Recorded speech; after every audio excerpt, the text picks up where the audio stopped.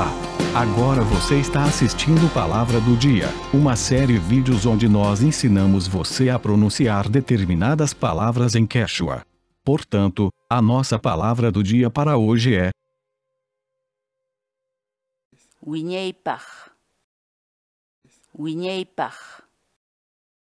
Wiñaypaq. em português, a palavra Quechua Wiñaypaq.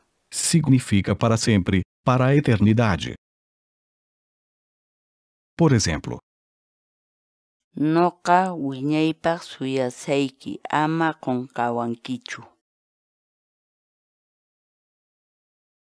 Tente e baixe nossos programas de verificação ortográfica em Quechua, usando nossas aplicações web ou desktop. Vá ao nosso site sc.inantim.com.